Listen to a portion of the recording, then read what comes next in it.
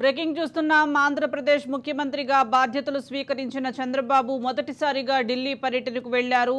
ఈ మేరకు ఉదయం ఆయన ప్రధాని నరేంద్ర మోదీ నివాసంలో ఆయనతో భేటీ అయ్యారు. దాదాపు 45 నిమిషాల పాటు కొనసాగిన ఈ భేటీలో ఏపీకి సంబంధించిన పలు కీలక అంశాలపై చర్చ జరిగినట్లుగా తెలుస్తోంది. ఇందులో ప్రధానంగా వైసీపీ హయాంలో గాడి తప్పిన ఆర్థిక పరిస్థితులను ప్రధాని దృష్టికి సీఎం తీసుకువెళ్లినట్లుగా సమాచారం. ఇక అదేవిధంగా పోలవరం నిర్మాణ పనులు పూర్తి చేసేందుకు కావలసిన నిధులపై చర్చించారని తెలుస్తోంది. మరికొన్ని రోజుల్లో కేంద్రం ప్రవేశపెట్టే బడ్జెట్లో ఏపీకి అధిక నిధులు కేటాయించాలని చంద్రబాబు ప్రధానిని కోరినారని సమాచారం.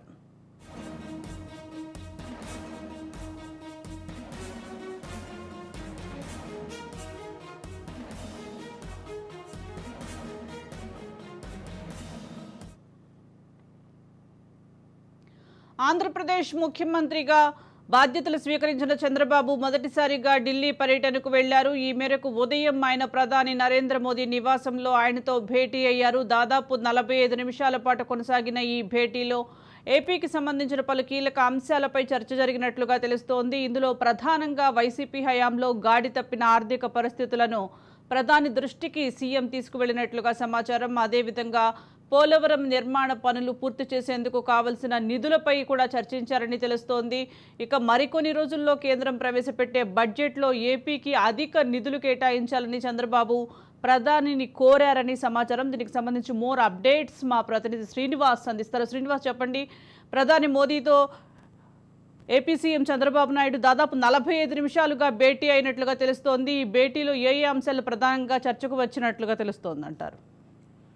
సుజాత, రాష్ట్రానికి సంబంధించి కీలకమైనటువంటి పరిణామాలు ఉన్నాయి. అంతేకాకుండా అభివృద్ధికి సంబంధించినటువంటి అంశాలు కావచ్చు, రాష్ట్రానికి సంబంధించినటువంటి ఏవైతే ఇటు పోలవరం ప్రాజెక్ట్ కావచ్చు, అమరావతి నిర్మాణాలు కావచ్చు, రాష్ట్రానికి సంబంధించినటువంటి అనేక మౌలిక సదుపాయాలకు సంబంధించిన అంశాలు కావచ్చు, కేంద్రంతో జతగట్టి ఉన్న నేపథ్యంలో ఎన్డీఏ కూటమిలో భాగంగా కూడా ప్రభుత్వం నడుపుతున్నటువంటి పరిస్థితి ఉంది. కాబట్టి నిన్న మీడియా కాన్ఫరెన్స్ లో కూడా చంద్రబాబు నాయుడు చాలా స్పష్టంగా చెప్పడం జరిగింది. ఏదైతే అమరావతి నిర్మాణానికి సంబంధించినటువంటి శ్వేతపత్రం రిలీజ్ చేసిన నేపథ్యంలో కూడా మీడియా ప్రతినిధులు అడిగినటువంటి కొన్ని ప్రశ్నలకి ఆయన సమాధానంగా కూడా చెప్పినటువంటి దాంట్లో కీలక అంశాలు ప్రస్తావించడం జరిగింది. ఎన్డీఏతో పాటు కూటమితో పాటు ఉన్నాం కాబట్టి రాష్ట్రానికి సంబంధించినటువంటి మౌలిక సదుపాయాలు కావచ్చు, అమరావతికి సంబంధించిన నిర్మాణాలు కావచ్చు, పోలవరానికి సంబంధించినటువంటి ఇప్పటికే డయాఫ్రామ్ వాల్ మీద ఒక స్పష్టమైన క్లారిటీ రావడం జరిగింది. ఇప్పటికే దానికి సంబంధించిన నిపుణులు పూర్తి స్థాయిలో కూడా కొత్త నూతన డయాఫ్రామ్ నిర్మాణం చేయాల్సినటువంటి ఆవశ్యకత ఉంది. అంటే దాదాపు ఈ ఐదేళ్ల కాలంలో దాదాపు ఒక 2.5-3 సంవత్సరాల పూర్తి స్థాయిలో పోలవరం మీద దృష్టి సారించాల్సిన అవసరం అయితే ఉంది. అంతేకాకుండా ఇప్పటి వరకు కూడా రాష్ట్రంలో జరిగినటువంటి డ్యామేజ్ ఏదైతే ఉందో అది అన్ని రంగాల ప్రభావం చూపడంతో కూడా పూర్తిగా పరిగెత్తలేనటువంటి పరిస్థితి రాష్ట్రంలో ఏర్పడింది. ఈ రాష్ట్రంలో ఇప్పుడు దేనికైతే ఫైనాన్షియల్ క్రైసిస్ పూర్తి స్థాయిలో చూస్తున్నటువంటి నేపథ్యం కనిపిస్తుంది. అమరావతి నిర్మాణం చేయాలన్నా సరే పూర్తి స్థాయిలో కేంద్ర ప్రభుత్వం నుంచి రావాల్సినటువంటి నిధుల సహకారం పెద్ద ఎత్తున అవసరం ఉంది. కాబట్టి కేంద్రం ఇవ్వాల్సినటువంటి సహాయ సహకారాలకు పెద్ద ఎత్తున మాకు అవసరం ఉందని చెప్పినప్పటికీ చెప్పినటువంటి నేపథ్యం కనిపిస్తుంది. అంతేకాకుండా పోలవరం ప్రాజెక్టుకు సంబంధించినటువంటి వ్యాయం పెరగకుండా, అంటే వ్యాయం ఇప్పుడు ఉన్నటువంటి వ్యాయం ప్రకారం మళ్ళీ చూసినట్టు 1,000 కోట్ల రూపాయలు పోలవరానికి మరొకసారి పెట్టుబడి పెట్టాల్సినటువంటి నేపథ్యం ఉంది. కాబట్టి దానికి సంబంధించి పూర్తి స్థాయిలో డయాఫ్రామ్ వాల్ కూడా మళ్ళీ పూర్తి నిర్మాణం చేయాల్సిన నేపథ్యం ఉంది. అయితే దానికి సంబంధించినటువంటి పెట్టుబడుల అంశాన్ని కూడా దాని దృష్టి తీసుకెళ్లే పరిస్థితి ఉంది. పోలవరానికి నాబార్డు నిధుల ద్వారా గతంలో రిలీజ్ చేసినటువంటి చంద్రబాబు హయాంలో నాబార్డు నిధుల ద్వారా 100 కోట్ల రూపాయల పెట్టుబడి ఇచ్చినటువంటి పరిస్థితి అయితే ఉంది. మరొకసారి పోలవరాన్ని పూర్తిగా జాతీయ ప్రాజెక్ట్ కాబట్టి పోలవరం మీద పూర్తిగా శ్రద్ధ పెట్టాలంటూ కూడా జాతీయ స్థాయిలో మీరు దాని మీద దృష్టి సారించాలంటూ కూడా అడిగేటువంటి పరిస్థితి కనిపిస్తుంది. అయితే మౌలిక సదుపాయాలకు సంబంధించినటువంటి అంశాన్ని కూడా కేంద్రం దృష్టి తీసుకెళ్తున్నారు. అయితే రాష్ట్రానికి సంబంధించిన ఫైనాన్షియల్ క్రైసిస్ లో పూర్తిగా మనం జీరో నుంచి మళ్ళా మొదలు పెట్టాలి. 5 ఏళ్లలో జరిగినటువంటి డ్యామేజ్ అన్ని వర్గాల మీద, అన్ని రంగాల మీద పడింది. కాబట్టి దీన్ని మళ్ళా మొదటి నుంచి మనం ఇప్పుడు నిర్మాణాలు మొదటి నుంచి మళ్ళీ మొత్తం చేసుకుంటూ వెళ్లాల్సిన పరిస్థితి ఉంది. దానికి సంబంధించినటువంటి నిర్మాణాల విషయం, అమరావతి నిర్మాణాల విషయంలో కూడా అలాంటి పరిస్థితులే ఏర్పడిన పరిస్థితి ఉంది. రాష్ట్రానికి త్వరగా మనం ఒక ముఖ చిత్రం తీసుకురావాలన్నా దీనికి ఫైనాన్షియల్ క్రైసిస్ ని తగ్గించుకుని అభివృద్ధిలోకి లేదంటే ఆదాయాన్ని సృష్టించుకుని వెళ్ళాలన్నా సరే కేంద్ర సహాయ సహకారాలు పూర్తి స్థాయిలో అందించాల్సిన అవసరం ఉంది కాబట్టి దీనికి సంబంధించి నిర్మలా సీతారామన్ పెట్టినటువంటి ప్రవేశపెట్టినటువంటి 24-25 బడ్జెట్ ఏదైతే ఉందో బడ్జెట్ కి సంబంధించినటువంటి రాష్ట్ర డెవలప్మెంట్ కి సంబంధించిన అంశాలు, పోలవరం సంబంధించిన అవసరాలు, అమరావతి సంబంధించిన అవసరాలు, మౌలిక సదుపాయాలకు సంబంధించిన అవసరాలు, అంతేకాకుండా కొన్ని కేంద్రం నుంచి రావాల్సినటువంటి నిధులు పెండింగ్ నిధులు ఏవైతున్నాయి వాటిని కూడా పెద్ద ఎత్తున బడ్జెట్ లో పెట్టాలంటూ కూడా ఆయన మాట్లాడినట్టు తెలుస్తోంది. అయితే నిర్మలా సీతారామన్ తో కూడా భేటీ అవుతారు. మంత్రి ఎంపీలందరితో కూడా సమావేశమైనటువంటి పరిస్థితి ఉంది. నరేంద్ర మోడీతో కీలకంగా మాట్లాడినటువంటి 45 నిమిషాల్లో పూర్తి స్థాయిలో ప్రధానంగా చర్చకు వచ్చినటువంటి కీలక అంశాలు కూడా చెప్పుకోవచ్చు.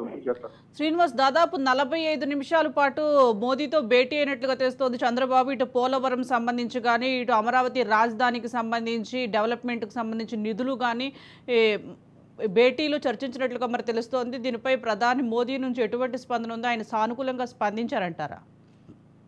100% ఇక్కడ ప్రధాని పూర్తి స్థాయిలో రాష్ట్రానికి కావాల్సినటువంటి ఏదైతే ప్రత్యేక హోదా ద్వారా పూర్తి స్థాయిలో రాష్ట్రాన్ని ఆదుకోవాల్సినటువంటి నేపథ్యం ఇప్పుడు కేంద్రం మీద ఉంది. అయితే గత 3 సంవత్సరాలుగా కూడా కేంద్రం లో బీజేపీ గవర్నమెంట్ కొనసాగుతున్న పరిస్థితి అవుతుంది. 2014 నుంచి 2019 వరకు కూడా పూర్తి స్థాయిలో టీడీపీతో పాటు బీజేపీ కలిసి పనిచేసినటువంటి పరిస్థితి ఆంధ్రప్రదేశ్ లో ఉంది. అయితే 2019 గవర్నమెంట్ కోల్పోవడం టీడీపీ గవర్నమెంట్ కోల్పోవడంతో మళ్ళీ ఒకసారి కేంద్రం కూడా అప్పుడు అధికారంలోకి మళ్ళొకసారి కేంద్రంలో అధికారం బీజేపీ అధికారంలో రావడం. అయితే అప్పుడు జగన్మోహన్ రెడ్డి దీని మీద దృష్టి సారించకపోవడం, పూర్తి స్థాయి పోలవరానికి కానీ అమరావతి నిర్మాణానికి దృష్టి సారించకపోవడం, అయితే నిధులన్నీ కూడా పూర్తి స్థాయిలో సంక్షేమ పథకాలకి నిధులు ఇవ్వాలని చెప్పని కేంద్రం నుంచి కూడా అభ్యర్థులని చాటడంతో పాటు అయితే దానికి సంబంధించి ఏదైతే ప్రత్యేక విభజన చట్టం ఉన్నటువంటి ప్రత్యేక హోదా అంశం ఏదైతే ఉందో అది నీరు గారిపోయిందని చెప్పుకోవచ్చు. అయితే మరొకసారి కేంద్రంలో కనుక అంటే ఇటు ఎన్డీఏ కూటమి అధికారంలో ఉన్న నేపథ్యంలో కూడా పెద్ద ఎత్తున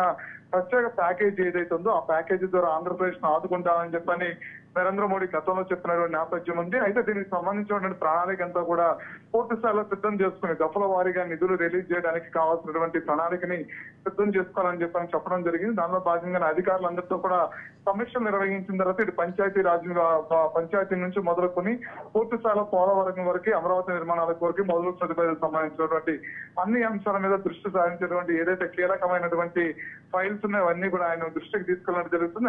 దీని మీద నరేంద్ర మోడీ గతంలో ఇచ్చినటువంటి హామీ ఏదైతే ఉందో హామీ మేరకు కూడా స్పందిస్తారు. రాష్ట్రానికి రేపొద్దున ఆంధ్రప్రదేశ్ కి ప్రత్యేకమైనటువంటి ప్యాకేజీ ద్వారా ప్రత్యేకమైనటువంటి బడ్జెట్ కూడా కేటాయిస్తారు. అంటే ఇతర రాష్ట్రాలతో పోలిస్తే ఆంధ్రప్రదేశ్ మీద ప్రత్యేకమైన దృష్టికి నరేంద్ర మోడీ పెడతారని ఇప్పటికే వార్తల్లో ఉన్నటువంటి నేపథ్యం. దాని మీద అలాగే సానుకూలంగా కూడా నరేంద్ర మోడీ స్పందించినటువంటి విధానం కూడా ఉందని చెప్పని శ్రీనివాస్, అలాగే ఇటు ఏపీ సీఎం చంద్రబాబు నాయుడు ఇంకా ఢిల్లీలో ఇంకా ఎవరెవరిని కలిసే అవకాశం ఉందంటారు? ఇప్పుడు నిర్మలా సీతారామన్ తో సమావేశం ఉంది. అదేవిధంగా కేంద్రంలో ఉన్నటువంటి కొంతమంది పెద్దలతో కూడా అమిత్ షా తో కూడా భేటీ కానున్నారు. అంతేకాకుండా నరేంద్ర మోడీతో తర్వాత నిర్మలా సీతారామన్ వీళ్ళందరితో కూడా భేటీ అయ్యేటువంటి పరిస్థితి ఉంది. అయితే ఎంపీలతో కూడా ఇదే టీడీపీ ఎంపీలు ఎవరైతే ఉన్నారో ఎంపీలతో కూడా ఆయన సమావేశమయ్యారు. సమావేశంలో కూడా కొన్ని కీలక అంశాలని ప్రస్తావన తీసుకురావడం జరిగింది. రాష్ట్రంలో అంటే బడ్జెట్ సమావేశాలు అప్పుడు స్పందించాల్సినటువంటి విధానాలు కానీ ఆయనకి అంతా కూడా దిశానిర్దేశం చేయడం జరిగింది. మిగిలినటువంటి కేంద్ర పెద్దలు ఎవరైతే ఉన్నారో వాళ్ళందరితో కూడా సమావేశమైనటువంటి అవకాశం కూడా కనిపిస్తుంది. Right, thank you Srinivas.